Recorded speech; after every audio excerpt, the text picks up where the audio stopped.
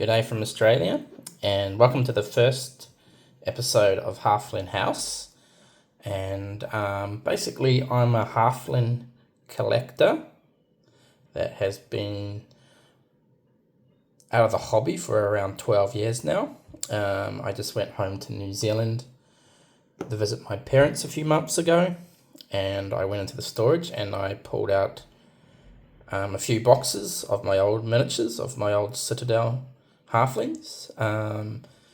Basically, 12 years ago, I still have, but I collected and painted up a Halfling army of, I don't know, maybe a couple hundred Halflings. So what you see here would be maybe equivalent to one regiment of about 8 to 10 regiments that I had, with the majority of the miniatures being these old Citadel Halflings.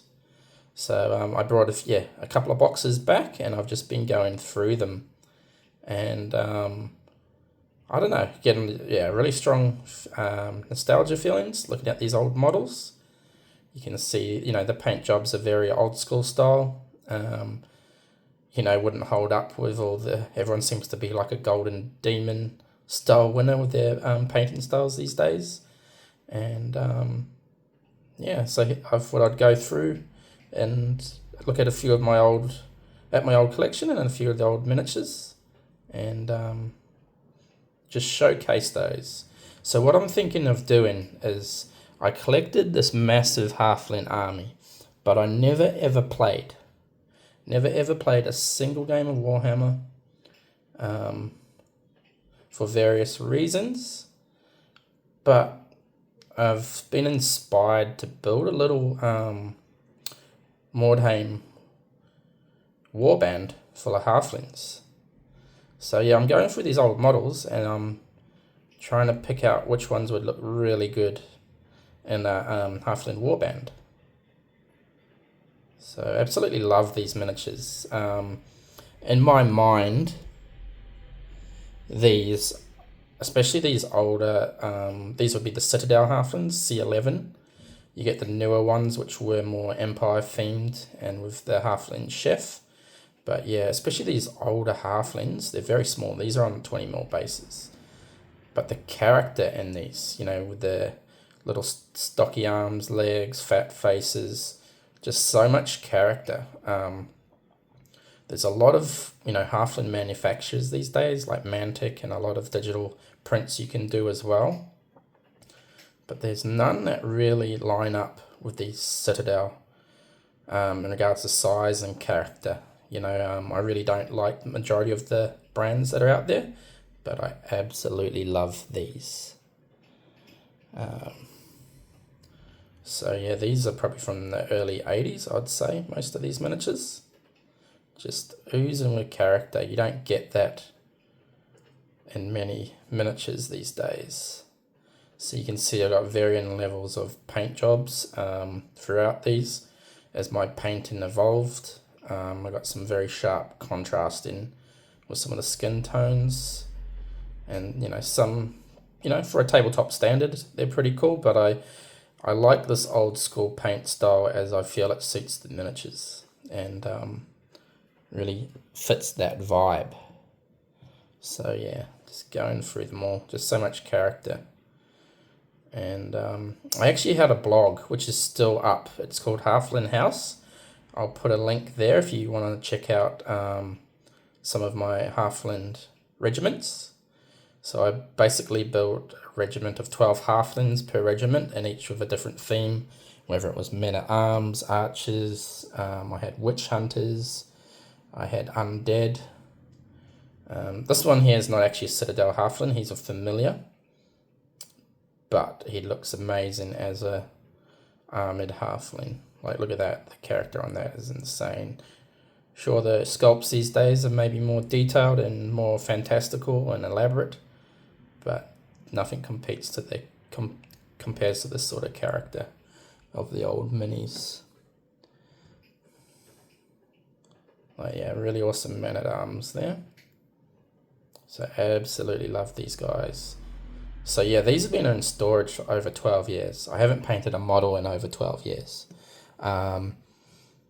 but I might, yeah, I've started buying a few on eBay, some of the old Citadel Halflings, to paint up and get shipped over.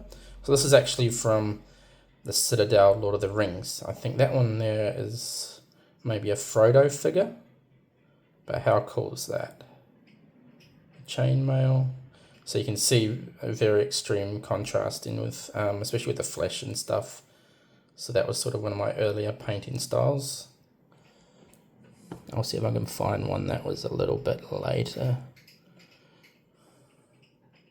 Maybe there. So this is actually the chef from the hot pot. And yeah, these are the larger Empire Halflings. So I'll do a scale comparison. Let's find someone standing up. Let's go with this guy. So you can see they're a lot bigger and chunkier. They still, you know, can fit well together. Just the styles maybe a little bit similar. I still prefer these, but I do have a regiment of the Empire Halflings unpainted in New Zealand. So I actually live in Australia, but all my models, yeah, they're stored back in New Zealand. So he's, yeah, super cool model there.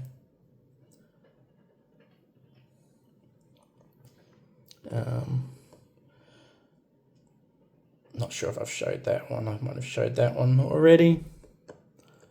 This is the conversion. This guy normally comes with a pickaxe, but I brought it was broken, so I put it as a torch, which I think is going to be awesome for Mordheim.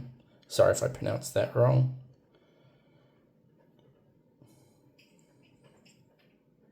So maybe my painting style is a little bit extreme with all the highlighting and so forth. Oh, here's a good character model. This was from my Hobbit Toberfest regiment. So if you want to see all of these full regiments, check out my Halfling House blog. I've got photos of all of those from 12 years ago. So that's a very characterful model. Maybe not overly happy on the paint job on that one. Oh, this guy is really cool as well. Men-at-Arms. Just such simple but characterful sculpts. I think these were sculpted by the Perry twins back in the day. So it's very hard to find miniatures outside of the Citadel that fit with these. But there's, I think there's a brand, Old School Miniatures. They have some Halflings that are very similar in style, which very good value too. I think you get the full army for like £64 in the UK. So I'm thinking of getting one of those and shipping it over. So there's a drunk Halfling with spear. And I think that was from my Hobbit Toberfest there. Let's see, any others? This is a Halfling wizard, but it's again another familiar model. I can use him as a wizard or a thief. He was from my Evil Halflings regiment. So I think I've showed most of these. Now I have this is actually an old Gandalf model from the Lord of the Rings.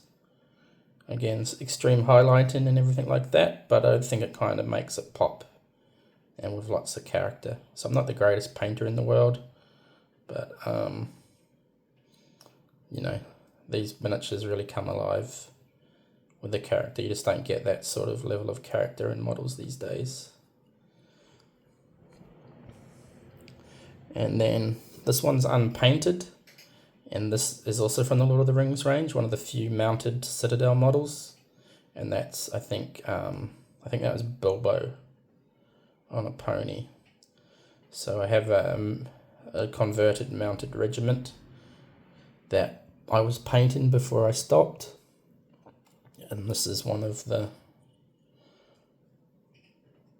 models on a pony. And he's actually converted. He was from the old the flat base models. I think from an adventurer set. I had doubles of that, so I converted it into like a mounted Halfling Ranger. I'm not sure where the pony's from.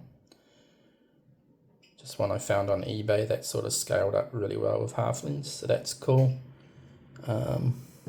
This one's a bit wild. Not 100% sold on this. I think that was a heresy, like a Halfling barbarian. So pretty extreme there. He's on a pony with severed heads. I don't know, maybe I'll repaint that one. I don't think the paint job's the greatest in the world on the horse or on him either. But the concept's kind of cool, kind of crazy. So that was part of like the mounted set that I was putting together. And there's a new brand now doing some plastic mounted halflings that look really cool. So I'm thinking of maybe getting some of them. This is a really old pre-slaughter. This is Cecil the Ogre Slayer. Not a great paint job, but an awesome mini nonetheless.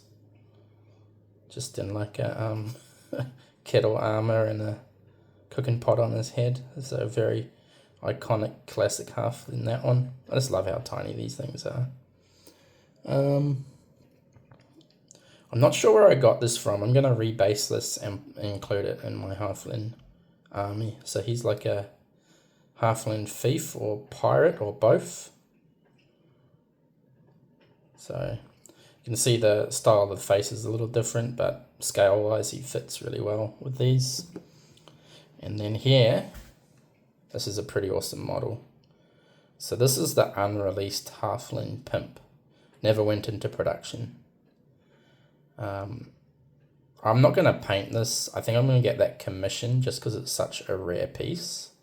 So I might base it up and everything and get it sent to get like a proper paint job just because it's so rare. So these can, sell for like 60 to 100 pounds. And I feel this is not a recast because the metal looks very old, where you get these old models and they're in very, very shiny metal and kind of rough detailing. I feel like they're recasts, where I'm not sure about this one.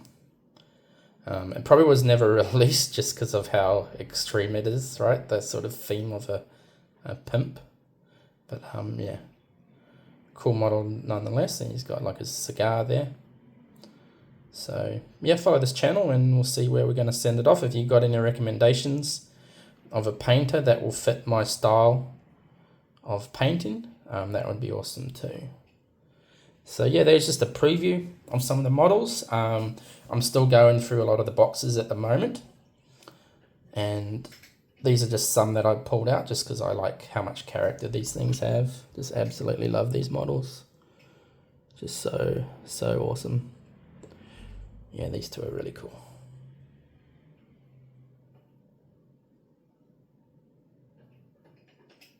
So yeah, might be coming to a Mordheim table battle near you. So thanks for watching. Let me know your thoughts.